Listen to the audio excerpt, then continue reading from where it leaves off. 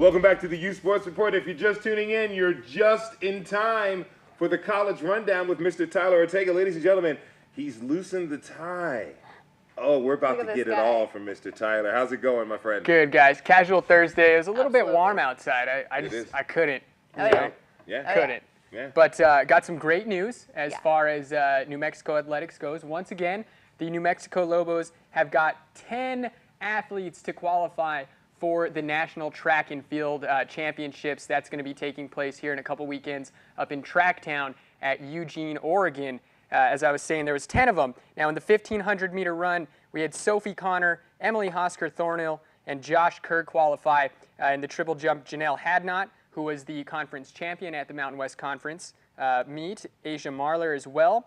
In the steeplechase, we have Courtney Ferricks, who we touched on earlier. She was the one that set that world lead in the event this year. So Lobos have a really great shot at a national championship this year. Also in the steeplechase on the men's side, Elmar Engholm in the 5,000-meter run, who another person we talked about earlier this year, Callie Thackeray, as we saw her dominate. She did get Mountain West Athlete of the Week at one point. Very impressive. 10,000-meter run. That, you know, when I read that, I was like, these people run 10,000 meters around a track. That's insane. But Alice Wright's going to be doing that. And for the long jump, we have Alan Hamilton, who did win the Mountain West Conference long jump as well. So you're going to want to keep your eyes peeled for that. Like I said, it's going on a couple. Actually, I think it's this weekend up in Eugene, Oregon, at Tracktown. All right, Tracktown. Tracktown, USA. Tracktown, You better bring USA. your shoes. Yeah. Come ready, guys. Getting into something just a little bit more serious now, there was a wide receiver from the University of Washington. His name is Isaiah Woods Renfro. Now, what this young man has done, I have the utmost respect for, because, you know, coming out publicly with what he's dealing with and, you know, being in the spotlight that he's in, it takes a lot of courage. Now, Isaiah Woods Renfro, he's dealing with depression. So he released a little statement on his Instagram stating that he was going to leave the school, leave the team. He's going to try to get his life together. We have a few excerpts from that statement, and just want to start off. I'm going to give you a few footnotes here. Before anything, I want to thank the doctors and my close friends for getting me out of a dark place before it was too late. This year has been one of the toughest times I've had to endure in my life. While going through this year, I've struggled with and have been diagnosed with depression and anxiety. Every day it's hard for me to do a simple thing like get myself out of bed in the morning. He also goes on to say he lost love for the game he's been playing ever since he could walk, and it seems more like a job than fun. You know, as I said, waking up in the morning got harder and harder to the point where I didn't want to wake up at all. I missed spring practice because I was checked in the hospital. I was in a special program for people like me. It taught me how to cope with my problems and what to do when I hit the lowest of lows. Of course, he goes on to thank all of his coaching staff, all the fans, all of his teammates, everybody for their continued support. As we said, he released this message on his Instagram. He just received a huge outpouring of support from everybody. You know, not just the Husky fan base, everybody. They actually had him on SportsCenter just a few days ago. You know, to kind of get this message out here, because depression, it's a real thing, guys. It is. You know, I don't know if you guys have ever dealt with it. I've dealt with it before. Oh, yeah.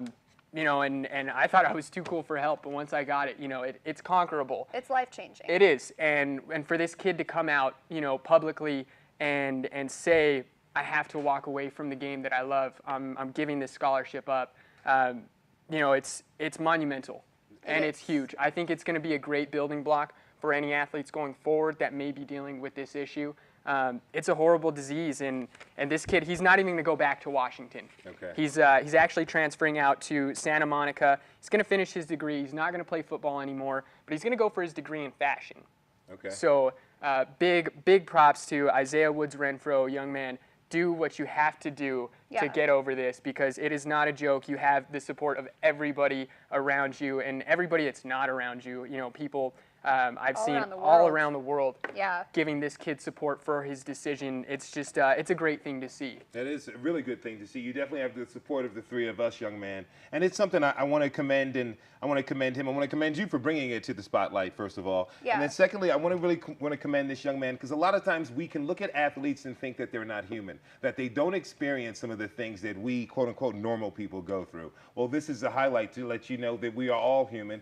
Everybody, there's not one person I know who has hasn't dealt with some level of depression at some point in time of their lives. This is a very important thing. And also it lets you know of possibly the pressures. He mentioned that he didn't want to get out of bed. He felt like it was a job. It was no more fun. The pressures for student athletes to compete and perform at a high level while they're still young people discovering themselves truly for the first time in life and trying to set themselves up for the future by securing an education. Hopefully, the University of Washington and the NCAA will take note of this and really add to have services to help out these young people. Yeah, I mean, you said it. The athletes, big-time athletes are some of the most proud people we know. Yeah. You know, their pride means everything to them. They don't want to be cast in a bad light as far as failure or anything like that. So, like I said, for Mr. Woods Renfro to come out, publicly with this, I think it's huge, and hopefully it kind of opens the door for any other athletes or anybody really dealing with this. That's good. That's yeah, good news. it's definitely difficult to face that battle alone, and luckily he's got a lot of support. Nothing but best wishes for him, his teammates, his family. It's difficult, and in his quote, he did state he's glad he got some help before it was too late. And there's a lot of people who aren't able to, especially athletes. We hear a lot of stories about these guys struggling with stuff, and like Khalil said, we don't think of them as humans sometimes. So it's good to see that he's getting support and he's being cast in a good light for facing this. That's right. We're all the same. And to anybody out there, not just including athletes or anybody watching, look, we're just hosts. We're humans just like you. If you need help, ask for it. Go and reach out. Go to that person you feel closest to and trust. All right, we've got more coming up for you here at the U Sports Report.